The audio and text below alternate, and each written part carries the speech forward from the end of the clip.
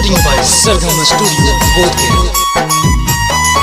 अब दिलावा लहरा हो जैसे लहराए कौचू लागे।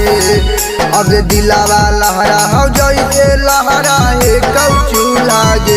अगे छौरी हमारा छोरी के को जलेनी दूसर दूल्हागे। अगे छौरी हमारा छोरी के को जलेनी दूसर दूल्हागे। अगे पल भर में कैसे हमारा के तू भूलागे। अगे छौरी हमारा छोरी के को जलेनी दूसर दूल्हागे।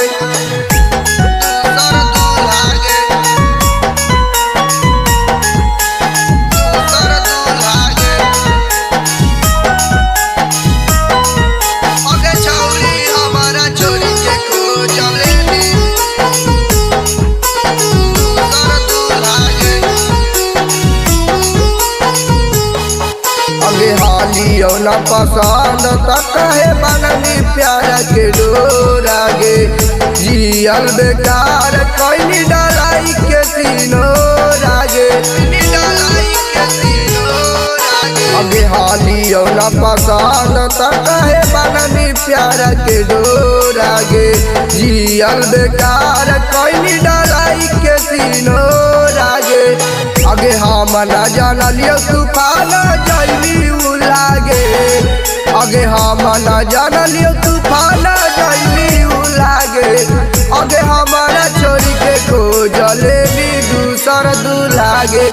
अगे हमारा छोरी के को जलेनी दूसर दूल्हागे।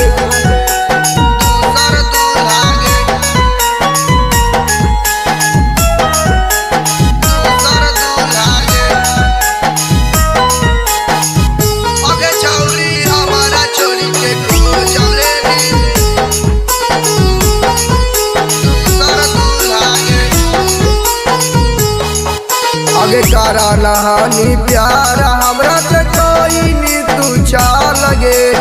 अगे माही के रोवा वही तू छौरी पाला लगे। अगे करा नहानी प्यार हमरा से कोई नी तू लगे।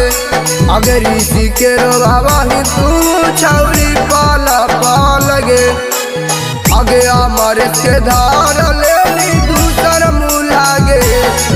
अगे अमर के धार लेनी दूसर मुलागे। अगे हमारा छोरी के को जलेनी दूसर दूल्हागे। अगे हमारा छोरी के को जलेनी दूसर दूल्हागे।